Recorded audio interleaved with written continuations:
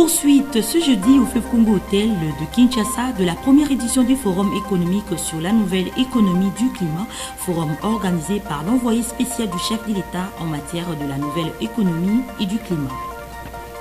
En hommage à Chériba Okende Senga, député national et ancien ministre de Transport, Voies et Communications, une messe d'action des grâces a été dite à la cathédrale Notre-Dame du Congo. En société, la jonction de l'avenue Wangata et Commerce se trouve à ce jour dans un état piteux, raison pour laquelle les usagers de ces axes routiers appellent les autorités à jouer pleinement leur rôle, surtout pour le titre. Bienvenue messieurs et dames à la grande édition du journal dans l'actualité. Poursuite ce jeudi au Fleuve Congo Hôtel de Kinshasa de la première édition du Forum économique sur la nouvelle économie du climat, forum organisé par l'envoyé spécial du chef de l'État en matière de la nouvelle économie du climat, Stéphanie Mbombo Mwamba, reportage de Agathe Miezi et Fanny Chiswaka. Dans le cadre de la première édition du Forum économique sur la nouvelle économie du climat, pour le deuxième jour, les travaux ont tourné autour de deux sessions. Dans la première session, il était question pour les intervenants qui sont membres du gouvernement et d'autres experts, chacun dans sa thématique spécifique, de rassurer aux participants qui prennent part à ces forums comment la République démocratique du Congo est sur la bonne voie à travers la vision du chef de l'État, Félix-Antoine Tshisekedi Tshilombo, dans l'amélioration et le renforcement du secteur privé. Il y a eu un temps d'échange avec les participants pour favoriser les échanges et la collaboration entre les entreprises et les différents acteurs. Enfin, la deuxième session, c'était les travaux en table ronde. L'envoyé spécial du chef de l'État en matière de la nouvelle économie du climat, Stéphanie Mbombo, a insisté sur ce que le secteur privé doit attendre de l'ANEC. Le secteur privé peut vraiment attendre de nous le soutien et le leadership du président dans cette forum économique sur la nouvelle économie du climat, l'accompagnement de membres du gouvernement. Nous sommes tous prêts à les accompagner au niveau des stratégies, au niveau des mesures incitatives, au niveau des régions fiscales, parce que nous voulons vraiment que le secteur privé congolais prenne une part entière dans le domaine du climat. Parce que le domaine du climat offre beaucoup d'opportunités, mais que plusieurs compagnies congolaises ne sont pas du tout au courant. Donc nous nous sensibilisons aujourd'hui, parce que la nouvelle économie du climat est une vision, certes, du chef de l'État, mais elle doit être portée par le secteur privé. Et dans le monde entier, les compagnies qui achètent des crédits carbone pour par exemple des paiements de facilité, ce sont des compagnies privées qui achètent des crédits carbone. Alors nous, ici au niveau de la RDC, nous devons aussi nous positionner pour que le secteur privé congolais puisse interagir avec ces multinationales dans le domaine du climat et pénétrer les marchés carbone dans leur modèle d'affaires. Il y a tout un travail à faire de leur part aussi, parce qu'il faudrait qu'ils restructurent leur modèle d'affaires. Parce qu'on ne peut pas régénérer des crédits carbone dans un modèle d'affaires qui ne respecte pas les climats, par exemple. Donc, ils doivent changer leur modèle d'affaires pour que leur modèle d'affaires puisse être un modèle qui réduit les émissions de CO2. Leur modèle d'affaires doit devenir sobre en carbone. C'est dans ces moments-là qu'ils peuvent travailler avec des multinationales qui accompagnent les compagnies, s'il faut répéter, à certifier leur business et générer les crédits carbone. Cette première édition du forum, le thème est « Accompagner le secteur privé congolais à tirer pleinement profit du marché carbone dans un climat d'affaires de haute intégrité » et prendra fin ce vendredi 20 juillet. Le vice-premier ministre en charge de l'Intérieur, Sécurité et Affaires coutumières, Peter Kazadi, a échangé ce jeudi avec une délégation de la Banque mondiale conduite par le directeur des opérations AI. Suivez-les dans ce propos recueillis par Ginelle Pizou. Je suis Mathias Chinyaboukouma, je représente le directeur des opérations de la Banque mondiale en RDC. Effectivement, nous sommes venus nous entretenir avec son Excellence au sujet d'un projet qui avait été sollicité ou demandé par le gouvernement congolais pour la transformation numérique. Et donc, ça fait plusieurs mois que nous travaillons avec le gouvernement pour la préparation de ce projet. Un grand projet, effectivement, de 400 millions de dollars, peut-être un peu plus, dont le ministère de l'Intérieur détient une grande composante sur toutes les questions qui concernent l'identification et les états civils. Nous sommes venus voir son Excellence pour lui donner l'état d'avancement de la préparation du projet, mais aussi avoir ses orientations quant aux priorités de l'État congolais en ce qui concerne effectivement l'identification et des états civils. Et nous sommes très heureux effectivement de l'entretien que nous avons eu avec son Excellence et surtout les orientations qu'il nous a données qui vont nous permettre d'accélérer la finalisation du projet. Je pense que nous, comme il a souligné, il y a un travail important à faire en ce qui concerne la question des brevets ou des certificats de naissance, la question de l'identification des états civils. Et il y a un travail vraiment qu'il faut faire et il se réjouit que finalement la banque, en collaboration avec le gouvernement, est en train de préparer un grand projet pour pouvoir résoudre une fois pour toutes ces questions. Il nous a demandé de travailler avec les équipes techniques pour très rapidement se mettre d'accord sur les priorités du gouvernement. Et une fois cela est fait, il a insisté qu'on puisse le rencontrer encore pour lui faire le point et surtout pour s'enquérir des dernières mesures, des dernières orientations de sa part. Donc c'est pour bientôt la rencontre encore avec lui. En hommage à Chéribin Okende Senga, député national et ancien ministre de Transport, Voies et Communications, une messe d'action des grâces a été dite à la cathédrale Notre-Dame du Congo. Suivez. La célébration eucharistique a réuni la famille biologique de l'illustre disparu, de membres de sa famille politique, Ensemble pour les changements, des représentants d'autres partis politiques de l'opposition, ainsi que quelques membres du gouvernement. L'officiant du jour, le cardinal et archevêque de Kinshasa, Fridolin Ambongo, a dans son homélie dénoncé la culture de meurtre et de la violence. Ce prélat catholique a souligné que le meurtre de Chéribé Okende ne reste pas impuni. À la fin de cette messe, quelques personnalités politiques ont réagi à ces termes. D'abord, rendre hommage à notre frère comme congolais, mais aussi Chéribin est un grand frère. Je ne vais pas ici rappeler que Jésus était là comme lui et nous étions très proches, mais aussi dire à Jésus-Christ de soutenir sa famille biologique. Mais au-delà de tout cela, dire aussi non. Non à cet assassinat que nous qualifions de politique. On croirait que nous étions encore à l'époque de Mobutu. Je crois que le régime Kabila avait Tchébéa. Aujourd'hui, le régime Tshilombo a Chéribin comme victime. Nous voulons la justice. Nous avons rempli notre devoir de l'humanité de compatir avec la famille de l'illustre disparu. Comme dit-on, mieux vaut aller dans la maison de deuil que d'aller dans une maison de festin. Voilà. Donc, je compatis avec toute la famille, que l'âme de l'illustre disparu repose en paix. Nous, par exemple, à l'ONATRA, il est le seul ministre depuis que Congo est Congo qui avait pesé de tout son poids pour que le travail de l'ONATRA touche au moins 2 salaires le même jour. C'est toute la première fois. Et vous savez que nous sommes là à l'attente des conclusions des enquêtes qui sont en cours.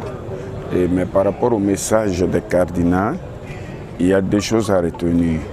C'est-à-dire que Dieu seul va, la justice de Dieu va agir. Il faut rappeler que dans la matinée du jeudi 13 juillet 2023 et que le corps sans vie de Chéribé Okende, ancien ministre de Transport, était retrouvé sur l'avenue Poids-Lourd dans la commune de la Gombe.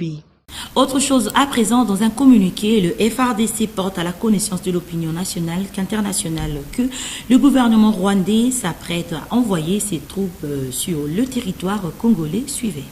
Les forces armées de la République démocratique du Congo portent à la connaissance de l'opinion tant nationale qu'internationale que, dans un communiqué diffusé ce 18 juillet 2023 par Kigali, le gouvernement rwandais s'apprête à envoyer ses troupes sur le territoire congolais. Selon les autorités rwandaises, l'incursion ainsi annoncée serait justifiée par l'imminence d'une attaque supposée des FDLR-FOCA contre le Rwanda à partir du territoire congolais. Face à ce fallacieux prétexte, les forces armées de la République démocratique du Congo déclarent qu'il s'agit d'une fuite en avant destiné à préparer l'opinion et admettre et comprendre. Face à ce fallacieux prétexte, les forces armées de la République démocratique du Congo déclarent qu'il s'agit d'une fuite en avant destinée à préparer l'opinion, à admettre et comprendre la commission par les forces de défense du Rwanda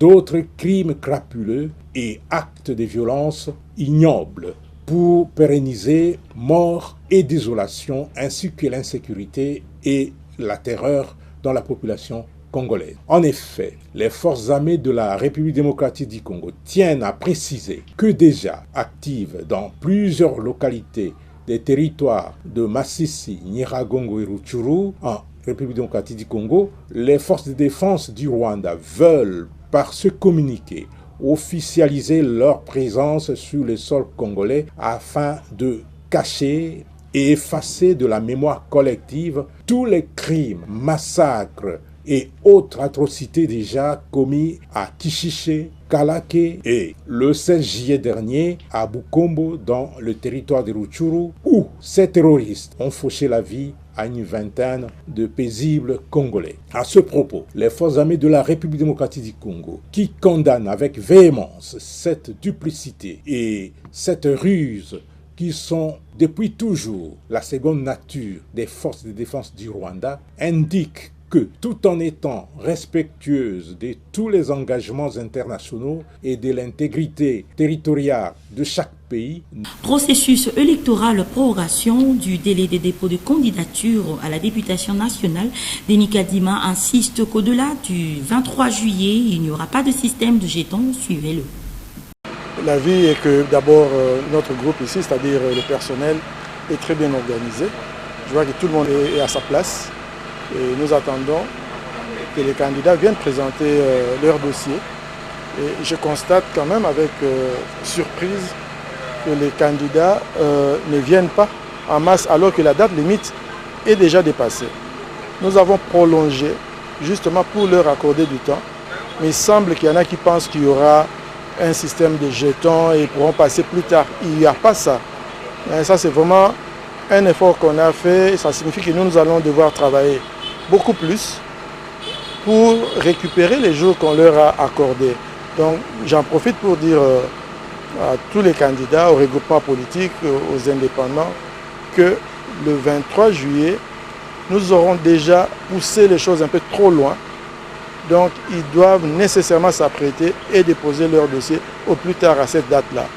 Et prière de ne pas attendre la dernière minute. Je pense que c'est très important, je ne sais pas le dire plus que je viens de le dire là. Le délai que nous venons d'accorder, c'est pour que tout le monde qui était en retard, pour des raisons d'ordre logistique, pour des raisons d'ordre organisationnel, puisse se présenter durant ce délai-là. Ça, c'est vraiment important. On ne va pas mettre en place un système de jetons. Il n'y aura pas une autre prolongation. L'autorité municipale de la commune de Lingwala a échangé avec les différents responsables de la police de sa commune au menu situation sécuritaire dans la commune de Lingwala, reportage de nos stagiaires de l'IFASIC. La situation sécuritaire dans la commune de Lingwala demeure calme selon le bourgmestre adjoint de cette municipalité. Cette déclaration a été faite après la réunion hebdomadaire entre l'autorité municipale et les officiers de la police nationale congolaise. Par rapport à la sécurité de la commune, oui, nous avons tenu notre réunion sécuritaire. Aujourd'hui, comme d'habitude, on la tient une fois par semaine. Une fois par semaine, nous avons tenu la réunion. Jusqu'au jour d'aujourd'hui, on n'a pas signalé un cas de sécurité par rapport à notre municipalité. Du moins, selon les rapports qui m'est parvenu le lundi, il y a eu un affrontement entre les deux camps, les deux bandes de Kuluna. Les deux bandes de Kuluna dans le quartier de Balcomé, vers le Kuluna Major, aux environs de 21 à 22 heures. Mais le colonel Siad a eu à calmer la situation. Certains des enfants Kuluna ont été arrêtés et ils sont jusque-là détenus. Ils sont détenus par rapport à ce qu'ils avaient fait. Ils avaient commis comme bévu à la date du jour de lundi. Hier, aujourd'hui, la situation est vraiment calme et nous avons eu à demander à notre colonel Siak, n'est-ce pas, de pouvoir multiplier toujours la sécurité dans la commune, tout en faisant la patrouille aux environs déjà de 21h. La commune doit commencer à faire des patrouilles dans tous les coins et recoins de la commune, de notre municipalité, afin que la population de Douala puisse vivre dans toute quiétude. Pour la police, la mission prioritaire est celle de sécuriser la population et leurs biens. Merci madame, je suis le conseil principal de la police, chargé de l'opération. C'est sur la préoccupation principale pour l'opération. La question que vous venez de poser, je sais que nous sommes en train de faire le travail comme d'habitude. En matière de la sécurité, on dit que nous devons faire la sécurité des personnes et des biens. Comme nous sommes en train de faire. Et vous savez aussi bien qu'il y a un changement aussi à la police. Pour la mission générale, nous sommes en train de faire. Signalons que les Kinois assistent à plusieurs scènes de Kuluna dans les différentes communes et la commune de Lingwala n'est pas épargnée. Je l'ai annoncé dans le titre, la jonction de l'avenue Wangata et Commerce se trouve à ce jour dans un état piteux, raison pour laquelle les usagers de ces axes routiers appellent les autorités à jouer pleinement leur rôle. Le reportage des non-stagiaires de l'IFASIC. Les usagers de l'avenue Wangata, dans son croisement avec l'avenue du Commerce dans la commune de la Gombe, se trouvent dans un état insalubre. Une insalubrité qui expose encore davantage le malade à l'hôpital général de référence de Kinshasa, ex-Mamaemo. Il faut pas bon c'est la personne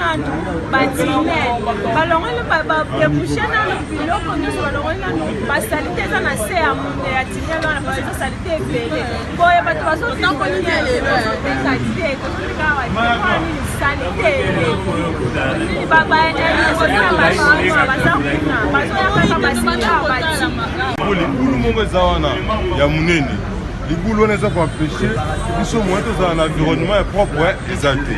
Donc c'est un gouvernement, n'ayez pas ça la moussala qu'on a, et vous empêcher de monter, pas arranger les qui sont là.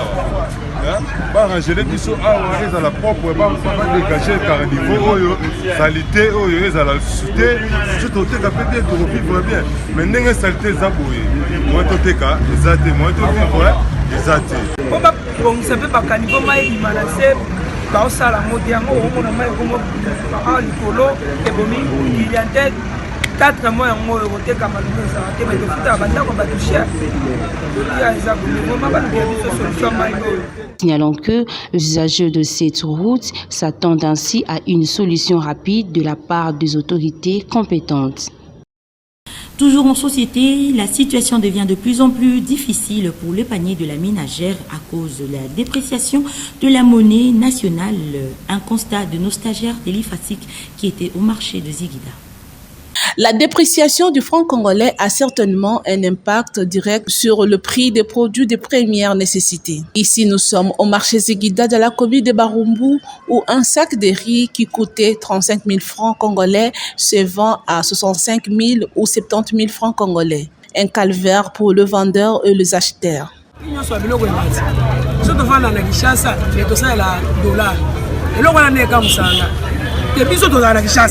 On a biso za franc mais biso to tsale la dollar ndenge ni ili ko dine sala ke to sala la dollar kala to banda ko soma saki ya loso 35 000 si boto zo soma ngona so Simex na Congo Piti na spiri ya 70 000 ya to lo bete biso to saba ke responsable to zana bana to tangisa wala makambo nyonso dollar to lani na tongo 1000 francs mati. Dans les natongo 2000, tout la muka 3000. Et puis le gouvernement est sur la atte le côté. C'est pour na moni boye. Parce que pas tous les bakambisi. Kambisi akomata dollar pour des interrogations. Depuis quelque temps, la population quinoise éprouve des difficultés à remplir le panier de la ménagère. Après la démolition de la kermesse Kingakati, les étudiants d'Elifasik disent que rien n'a changé. Reportage. Cette kermesse appelée communément Kingakate avait été démolie et laissé les étudiants de l'UFASIC étudier en toute tranquillité. Une décision qu'a dénoncé le responsable de différents stands qui se trouvaient dans cet espace. Normalement, le Kingakate a été démoli sur décision de l'hôtel de ville dans le cadre des coups de poing. Il y avait beaucoup de Koulouna qui fréquentaient Kingakate. Bon, il y avait beaucoup de mauvaises choses qui se passaient au sein de la kermesse là. Même la population, même les responsables des étudiants se plaignaient. C'est pourquoi l'hôtel de ville avait pris la décision de démolir. Ceux qui vendent là, ce sont les gens qui habitent la concession. Ce sont les gens qui habitent la concession. Ils ont demandé l'autorisation au chargé de la sécurité. Vous voyez, nous sommes les anciens agents de l'OCPT. Bon, nous n'avons plus de salaire, il n'y a rien, nous ne vivons que de ça. On a demandé aux gens qui sont chargés de la sécurité, et bon, comme nous n'avons pas d'autres possibilités, s'ils peuvent nous permettre de nous débrouiller, ainsi que vous voyez, on a refait un peu. Ceux qui vendent là, c'est ceux qui habitent la concession. Selon les étudiants de l'UFASIC, rien n'a changé parce que sur cette avenue, il y a 2 boîtes de nuit qui fonctionnent même la journée. Bouclons ce journal par cette information. Les propriétaires des maisons détruites lors de l'opération Coup de poing construisent à nouveau. Le constat est fait sur l'avenue de la Libération dans la commune de Selimbao par nos stagiaires de l'URKIM. Après le passage des engins de l'opération Coup de poing, le propriétaire de toutes ces maisons construisent de nouveau sur avenue de Libération dans la commune de Selimbao.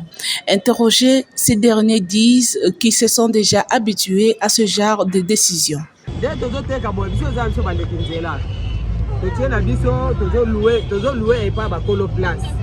Par exemple, l'État a eu un biso to mesana. Au moins, la tana ba wenzete. Bolongwa awa to longwa. Ce que l'État sait le rola to zongi. Ce que bengani de ezal rola to si to mesana na rythme wana. De côté quand to zote kande ba buka ba place yo. Na ndimite que l'État a buki bonga autoriser sous batuma tonga. C'est ça la question qu'on se pose. L'État existe ou pas? Oyo buki. Au lieu de dire aux gens que non, je viendrai dans 2 ans au buka. Aya sur le plan de votre bouki. Votre balérie, assis à bouki. Aya, vous voyez, ça sur la télé, non? Bon salon, bon salon, mais n'a rien sous dans 2 ans, l'État qui est bon. Pour la 2e fois. Pour la 5e fois, l'État kaka. Yo personne ça bon, on dit pas pour kaka na tonga. Awa talika kayo. Rappelons que l'opération Coup de poing était un défi majeur pour l'hôtel de ville de Kinshasa qui voulait agrandir les routes principales de la capitale et créer d'autres routes secondaires afin de faciliter la circulation. Vous avez compris que nous sommes arrivés à la fin de cette grande édition du journal, mais avant tout, suivez le rappel de principaux titres. Poursuite ce jeudi au Fleuve Congo Hôtel de Kinshasa de la première édition du Forum économique sur la nouvelle économie du climat, forum organisé par l'envoyé spécial du chef de l'État en matière de la nouvelle économie et du climat. En hommage à Chériba Okende Senga, député national et ancien ministre de Transport, Voies et Communications, une messe d'action des grâces a été dite à la cathédrale Notre-Dame du Congo. En société, la jonction de l'avenue Wangata et Commerce se trouve à ce jour dans un état piteux, raison pour laquelle les usagers de ces axes routiers appellent les autorités à jouer pleinement leur rôle, c'est tout pour le titre. Fin complète de la grande édition du journal. Messieurs et dames, nous vous disons merci de nous avoir suivis. À très bientôt.